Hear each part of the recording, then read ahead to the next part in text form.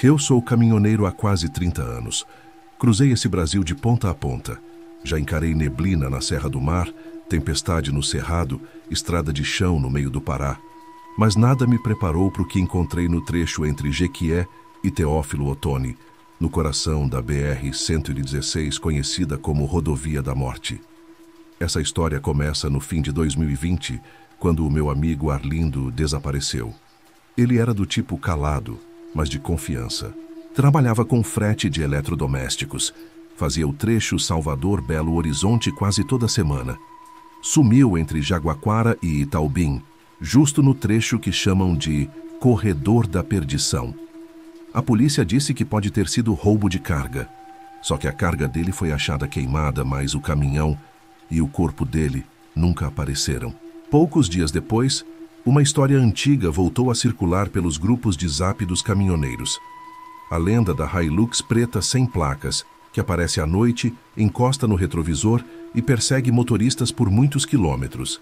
Dizem que depois de verem essa caminhonete, alguns motoristas somem sem deixar rastro. Eu nunca fui de acreditar nessas coisas. Sempre pensei que essas histórias surgem para justificar as tragédias reais da estrada. Mas Arlindo era da minha turma, e eu sentia que tinha mais coisa por trás.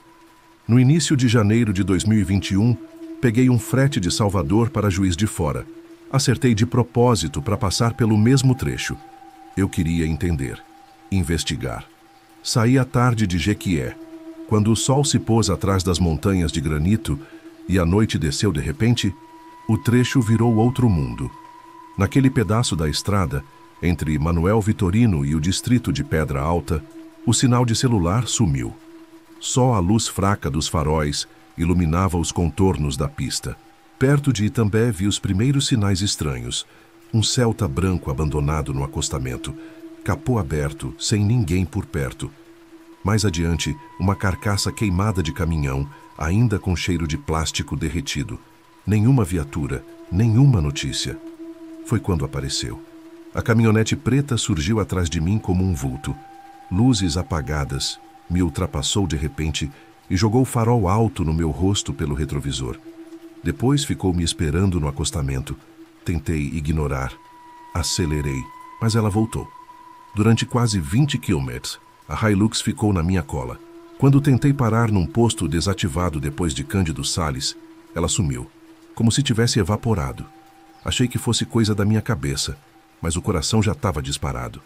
Foi então que, antes de chegar à divisa com Minas, parei num restaurante de beira de estrada chamado Boiadeiro de Deus. Era um lugar simples, mas tinha luz, e dois caminhoneiros que pareciam de confiança. Um deles, um senhor com cara de mineiro de décadas, me chamou de canto. "Você viu, né?" ele perguntou. "O quê?" "A Hilux. Todo mundo finge que é história, mas quem viu sabe. Eles escolhem. Te seguem. Às vezes somem, mas se voltar, é porque te marcaram." Fiquei gelado. No dia seguinte, pela manhã, voltei à estrada. Mais calmo. Mas algo dentro de mim dizia que tinha que voltar ao local onde Arlindo sumiu. Entre Medina e Itaobim, entrei numa estradinha vicinal, seguindo a localização do último sinal do celular dele que a esposa me passou. Era uma rota de fuga usada por quem conhece o sertão. Foi ali que encontrei marcas de pneus no barro seco, pegadas, restos de lona rasgada e, o mais perturbador, a carteira do Arlindo.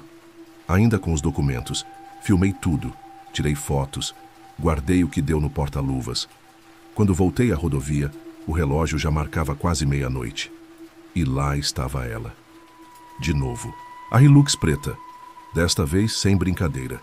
Me fechou na pista. 2 homens armados desceram. Eu tentei dar ré, mas outro carro surgiu atrás. Era uma emboscada. Planejada. "Desce, caminhoneiro", disse um deles. "Você viu demais." Fui arrastado para o mato. Amarraram minhas mãos. Um dos caras sussurrou: "Se tivesse só feito o seu, tava vivo." Mas quis bancar, detetive. Fiquei horas amarrado numa clareira. Ouvi outros caminhões sendo interceptados. Vozes, ordens, tiros abafados. Era uma rede. Um esquema de roubo de cargas e execuções, com base ali mesmo entre os 2 estados. A Hilux era só o aviso. O bicho-papão que precedia o roubo, a violência e o sumiço. Não lembro como consegui fugir. Acho que um deles me deu por morto e me jogou num córrego. Acordei machucado com o braço deslocado num matagal perto de Itaobim. Caminhei desorientado até um posto da PRF. Contei tudo, mostrei as fotos, a localização, as evidências. Eles ouviram, tomaram nota. Mas semanas depois, soube que o caso foi arquivado por falta de provas. A filmagem desapareceu. As fotos sumiram do meu celular. Disseram que podia ter sido alucinação causada por trauma. Mas eu sei o que vi. E desde aquele dia, toda vez que pego estrada à noite, sinto que a Hilux ainda está lá, esperando. Nota editorial. Este relato foi enviado em manuscrito por um motorista identificado apenas como Geraldo M. Ele desapareceu novamente em maio de 2021, pouco depois de tentar reapresentar provas à Polícia Rodoviária Federal de Teófilo Otoni.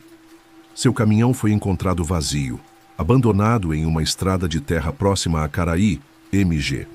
Até hoje, ninguém viu seu corpo. Apenas mais uma vez a presença relatada de uma Hilux preta sem placas, observando do alto de uma colina próxima.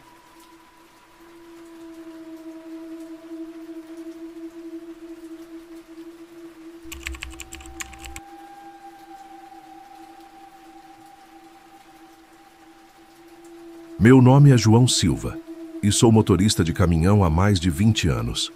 Conheço as estradas do Pará como a palma da minha mão, mas nada poderia me preparar para o que vivi naquela noite fatídica. Era uma noite úmida e abafada de junho. Fui contratado para entregar mantimentos em comunidades ribeirinhas ao longo do rio Tocantins. Partindo de Marabá, segui pela PA 150, uma rodovia conhecida por seus trechos perigosos e mal iluminados. Meu destino final era uma pequena vila próxima a Tucuruí. Por volta das 22h, ao parar em um posto de gasolina em Jacundá, um frentista me alertou sobre obras na estrada principal que poderiam atrasar minha viagem em várias horas. Com mantimentos perecíveis no caminhão e a urgência de atender a uma emergência na comunidade ribeirinha, decidi seguir pelo atalho indicado, mesmo sendo uma estrada de terra pouco conhecida. A estrada de terra era estreita e sinuosa, cercada por uma densa floresta tropical. A escuridão era quase total, com apenas os faróis do caminhão iluminando o caminho à frente. O silêncio era interrompido apenas pelo som dos insetos e pelo ronco do motor. Após cerca de 1 hora de viagem, os faróis iluminaram um carro abandonado à beira da estrada. Os vidros estavam estilhaçados, os pneus murchos e a lataria coberta de lama e arranhões profundos, como se algo ou alguém tivesse tentado entrar à força. Mais adiante, uma caminhonete em estado semelhante, com pertences pessoais espalhados pelo chão, sugeria uma fuga apressada e desesperada. Minha inquietação aumentava a cada quilômetro percorrido. Foi então que, ao fazer uma curva fechada, avistei uma figura cambaleante no meio da estrada, iluminada pelos faróis. Era uma mulher com roupas rasgadas e sujas de sangue, o rosto pálido e olhos arregalados de terror. Ela acenava freneticamente, murmurando palavras inaudíveis. O som abafado de grilos e o farfalhar das folhas ao vento tornavam a cena ainda mais inquietante. Instintivamente, parei o caminhão e desci para ajudá-la. Ao me aproximar, percebi que algo estava errado.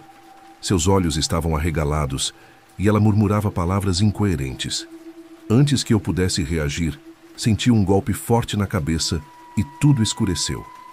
Acordei em um espaço escuro e úmido, com as mãos e os pés amarrados por cordas ásperas que cortavam minha pele. O ar era pesado, impregnado de mofo e um odor metálico de sangue seco. As paredes de barro estavam cobertas de musgo e o teto de palha deixava passar feixes de luz pálida, revelando a presença de insetos rastejantes. O silêncio era quebrado apenas pelo gotejar constante de água e sussurros indistintos do lado de fora. Ouvi sussurros e passos do lado de fora. Pelo vão da porta, pude ver silhuetas de pessoas, seus corpos magros e rostos encobertos por sombras. Eles falavam uma língua que eu não reconhecia, mas o tom era ameaçador. Com o passar das horas, comecei a entender a gravidade da situação. Descobri que o grupo era composto por descendentes de colonos que, isolados por décadas, desenvolveram práticas macabras de sobrevivência. A escassez de recursos e o medo do mundo exterior os levaram a emboscar viajantes, perpetuando um ciclo de horror transmitido por gerações. Lembrei-me de histórias antigas que ouvi de outros caminhoneiros sobre desaparecimentos misteriosos na região, mas nunca dei crédito. Agora, eu era parte dessas histórias. Determinado a sobreviver, comecei a trabalhar em um plano de fuga. Observei que durante a noite a vigilância diminuía. Aproveitando um momento de descuido, consegui soltar as amarras usando uma pedra afiada que encontrei no chão. Com o coração acelerado, esperei o momento certo e, quando a oportunidade surgiu, corri para a floresta. Aproveitando a escuridão, comecei a cortar as cordas com uma pedra afiada que encontrei no chão. Cada movimento era calculado para não fazer barulho. Após o que pareceram horas, consegui me libertar. Esperei até que os sussurros do lado de fora cessassem e, com o coração martelando no peito, deslizei pela abertura da cabana. A floresta densa à minha frente era tanto uma ameaça quanto uma esperança. Corri sem olhar para trás, ouvindo ao longe gritos e passos apressados, sinal de que minha ausência havia sido notada. A escuridão era minha aliada, mas também minha inimiga. Corri sem direção, apenas com o instinto de me afastar o máximo possível daquele lugar. Após horas de fuga, exausto e desidratado, cheguei às margens do rio Tocantins, onde fui resgatado por pescadores locais. Após o resgate, relatei minha experiência às autoridades locais. Uma investigação foi iniciada, mas poucos vestígios foram encontrados. A estrada de terra foi fechada e avisos foram colocados para alertar outros viajantes. Hoje, ainda carrego as cicatrizes físicas e emocionais daquela noite. O Pará, com sua beleza exuberante, esconde segredos sombrios nas profundezas de suas florestas. Minha história serve como um alerta para aqueles que se aventuram por caminhos desconhecidos. Nem tudo é o que parece, e o perigo pode estar à espreita onde menos se espera. Nota: este relato é baseado em eventos reais e serve como um aviso sobre os perigos das estradas isoladas no interior do Pará. Sempre informe-se sobre as condições das rotas e evite atalhos desconhecidos, especialmente durante a noite.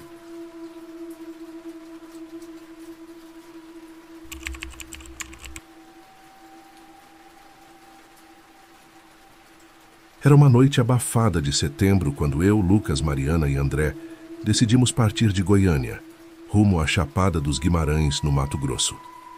Havíamos planejado essa viagem por meses, ansiosos para explorar as paisagens deslumbrantes e as cachoeiras cristalinas que tanto ouvimos falar. Com o carro abastecido e os corações cheios de expectativa, pegamos a BR-070 ao entardecer, prontos para a aventura. A rodovia, conhecida como Rodovia dos Imigrantes, serpenteava por vastas planícies e fazendas esparsas. O céu estrelado acima de nós parecia prometer uma viagem tranquila. Conversávamos animadamente sobre as trilhas que faríamos e os lugares que visitaríamos. No entanto, por volta das 22 horas, a cerca de 50 quilômetros de Barra do Garças, o carro começou a engasgar. O motor tossiu algumas vezes antes de silenciar completamente. Tentamos em vão fazê-lo pegar novamente, mas parecia que estávamos condenados a passar a noite ali. Sem sinal de celular e com a escuridão se adensando ao nosso redor, a única opção parecia ser uma luz distante que avistamos ao longe. O silêncio da noite era quebrado apenas pelo som de nossos passos na estrada de terra, enquanto a sensação de vulnerabilidade crescia a cada metro percorrido. Atravessamos uma estrada de terra sinuosa, cercada por cercas de arame farpado e campos silenciosos, até chegarmos a um portão de madeira desgastado. Uma placa enferrujada pendia de um dos postes, mas as letras estavam apagadas pelo tempo. Bati no portão e, após alguns minutos, um homem alto e magro apareceu. Seu rosto estava parcialmente oculto pela sombra de um chapéu de palha, e seus olhos brilhavam de forma inquietante sob a luz da lua. Boa noite, moço. Nosso carro quebrou na estrada e estamos sem sinal no celular. Será que o senhor poderia nos ajudar? Perguntei, tentando soar confiante. Ele nos observou por um momento antes de abrir o portão. Entrem. Vocês podem passar a noite aqui. Amanhã cedo, levo vocês até a cidade mais próxima.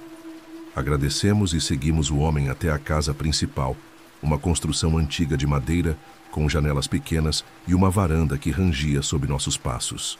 Dentro, o ambiente era rústico, com móveis de madeira escura e uma lareira apagada. Uma mulher idosa nos recebeu com um sorriso forçado e nos mostrou nossos quartos. Durante o jantar, a conversa foi mínima. O homem, que se apresentou como Sebastião, e sua esposa, Dona Marta, pareciam desconfortáveis com nossa presença. Após a refeição, nos retiramos para nossos quartos, exaustos da viagem e dos acontecimentos do dia. No meio da noite, fui despertado por um som estranho. Parecia um gemido abafado vindo de fora da casa.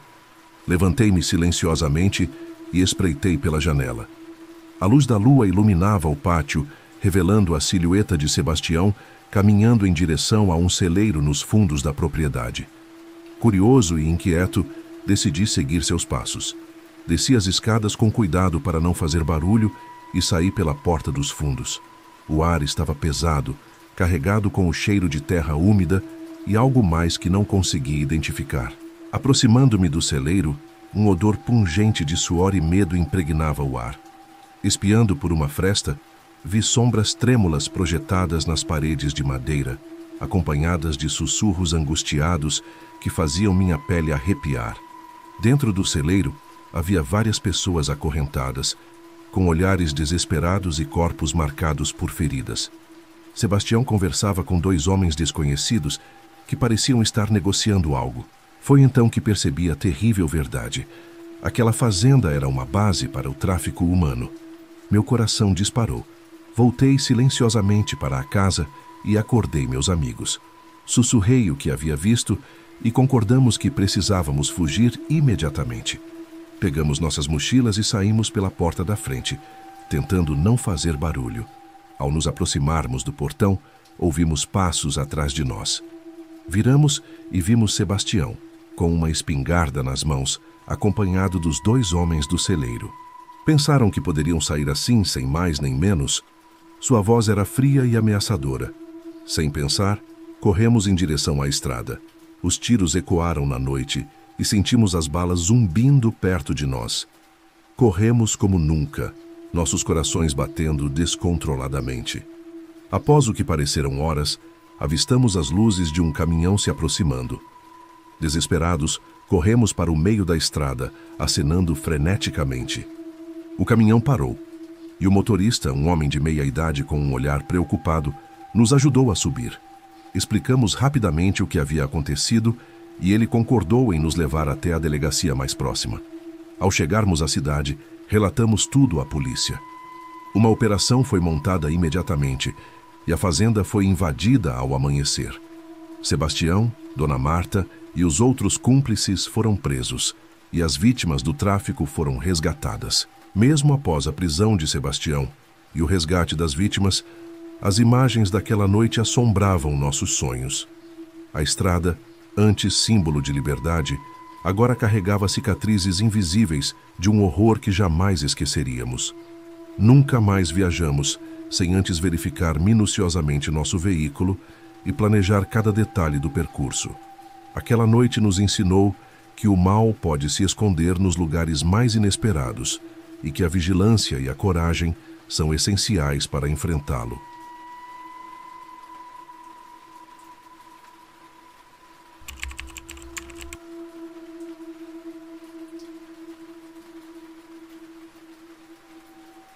Meu nome é Otávio. Nunca fui homem de medo fácil, menos ainda de assombração. Fui criado em Goiânia, filho de caminhoneiro, ouvindo causos que sempre soaram exagerados. Bichos de 7 cabeças, fantasmas na beira das veredas, aquele tipo de conversa para passar o tempo em roda de tereré, até cruzar sozinho, em noite seca, a GO 118. Era outubro, o cerrado estava em cinza, a terra rachada, e o céu imenso.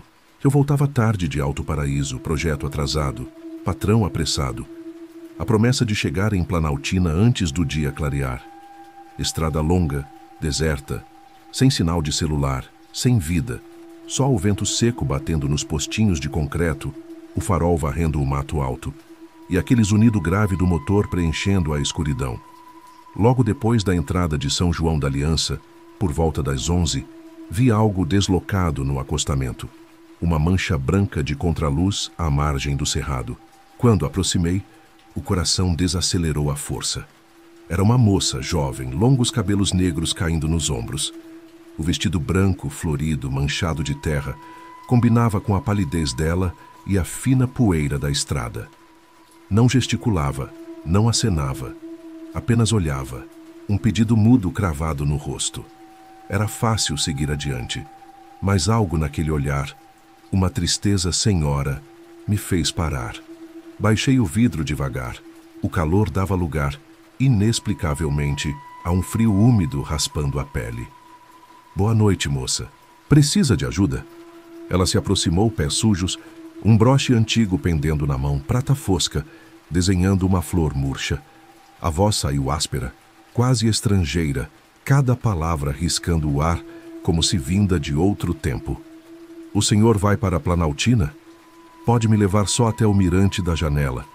Minha garganta secou, mas fiz que sim e destravei a porta. Ela sentou-se devagar, mãos repousando no colo, como quem carrega peso invisível. Durante alguns minutos, só o rangido da suspensão e o farfalhar do cerrado. O cheiro de capim seco misturava-se a algo mais. Terra molhada, ou então flores amassadas no chão. Tentei quebrar o silêncio, perguntando de onde vinha, se tinha família naquela região.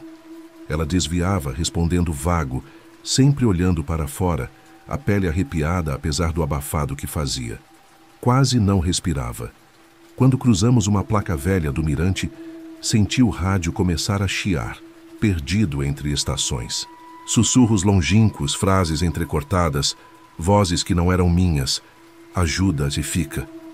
Gelo no estômago. O frio aumentava, as janelas embaçavam. Olhava de soslaio. Seus olhos escureciam, grandes, fundos, impossíveis. O broche em sua mão parecia agora molhado, a prata opaca coberta por lama. Foi quando chegamos ao mirante da janela, um cotovelo da estrada, cercado por cerrado espesso e pedras enegrecidas pelo tempo. O rádio chiou alto, quase gritou. Por instinto quis dizer algo, mas ao virar o banco ao lado azedou a alma. Ela já não estava. O cinto balançava solto e onde o vestido tocara, o tecido estava manchado de terra úmida. O calor voltou de repente, tão abrupto quanto tinha sumido. O rádio morreu. O silêncio recomeçou, agora denso e hostil. Segui para a Planaltina com os dedos duros no volante, medo antigo subindo pela espinha. Só parei na rodoviária, onde luzes e vozes dissipavam parte daquela... Nem tentei explicar para ninguém. Só contei para meu amigo Miguel, policial já acostumado com os horrores do cotidiano. Dessa vez, não riu. Puxou o celular do bolso, olhos baixos. Me mostrou um recorte antigo, desbotado. Jovem encontrada morta à margem da GO 118. Vestido florido, broche de prata, sem identificação. O ano era 1987. Poucos falam disso, mas quem já cruzou a GO 118 nas madrugadas sabe. Às vezes o rádio chia, o ar esfria, e entre o mato fechado e o asfalto, olhos escuros ainda pedem companhia para atravessar a noite. Se encontrar uma mulher de vestido branco esperando pelo acostamento, não olhe nos olhos. E se escutar um sussurro da estática, reze. Nem todo passageiro está pronto para chegar ao fim do caminho.